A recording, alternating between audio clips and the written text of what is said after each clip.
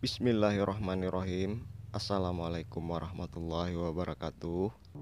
Penting untuk diketahui buat sahabat-sahabat semua yang gemar atau suka mempelajari ilmu-ilmu tasawuf dan senang membaca kitab-kitab tasawuf, bahwa kitab-kitab tasawuf tersebut terdiri dari 3 tingkatan atau 3 jenis.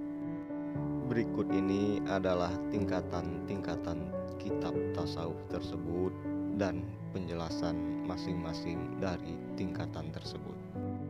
Yang pertama adalah kitab tasawuf Zawahir, di antaranya kitab-kitab karangan Imam Al-Ghazali seperti Ihya Ulumuddin, Minhajul Abidin, dan lain-lain lagi yang setingkat dengan kitab tersebut atau setara dengan kitab tasawuf Zawahir, merupakan kitab yang isi karangannya atau pembicaraan yang dibahas tentang lahiriah atau jenis lahir yang tidak begitu mendalam.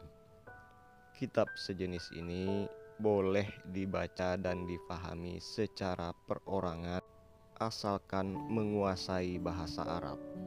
Dalam hal ini, kitab yang dimaksud di sini adalah kitab yang aslinya yang memang berbahasa Arab.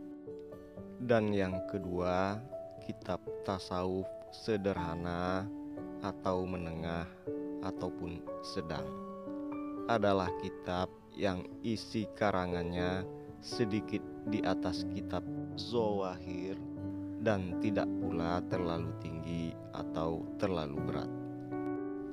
Adapun di antara beberapa kitab jenis ini seperti kitab Al-Hikam Ibnu Athaillah, Al-Futuhat Ilahiyah, Iqazul Himam, dan kitab-kitab yang lainnya yang setara atau setingkat dengannya.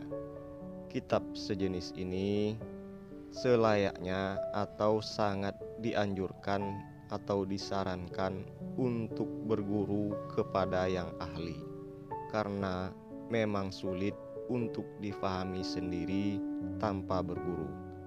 Jika dirasa paham dan mengerti sekalipun, bisa saja atau berpotensi mengelirukan atau menyimpang dari pengertian yang sebenarnya. Sedangkan yang ketiga adalah kitab tasawuf bawatin, kitab tasawuf yang berat, merupakan kitab-kitab yang isi karangannya sangat berat atau kajian yang tinggi dan tak bisa dipahami dan dimengerti meskipun memiliki otak yang cerdas. Bukan karena kitabnya yang salah, namun jika orang-orang umum seperti kita ini ingin mempelajarinya sendiri atau mengorek isinya atau berusaha menerjemahkannya dengan akal pikiran sendiri, sudah pasti melenceng atau keluar dan menyimpang dari apa yang sebenarnya. Jika sudah demikian, dikhawatirkan dapat menimbulkan fitnah dan menimbulkan anggapan-anggapan keliru atau anggapan negatif terhadap ilmu-ilmu tasawuf yang dipelajari dari kitab jenis ini.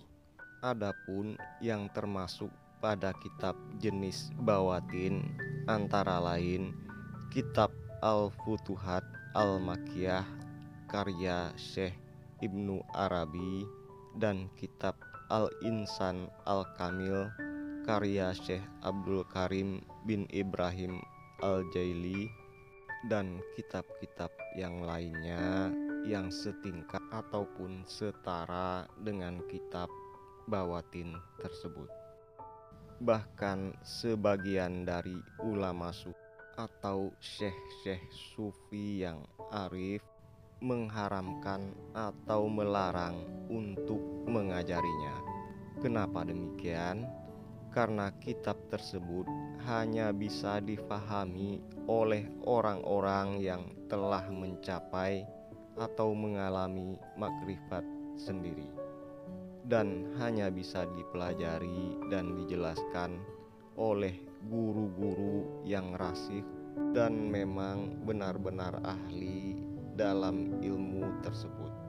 Disebabkan ilmu tasawuf itu sendiri adalah ilmu yang hanya dapat dimengerti dengan jalan dipraktekkan.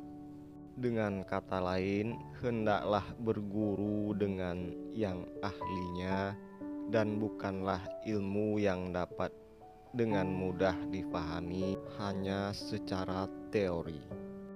Itulah sebabnya mengapa tidak semua kitab-kitab tasawuf tersebut boleh dibaca atau dipelajari sendiri tanpa berguru. Mudah-mudahan dapat dimengerti dan semoga bermanfaat. Amin ya robbal alamin.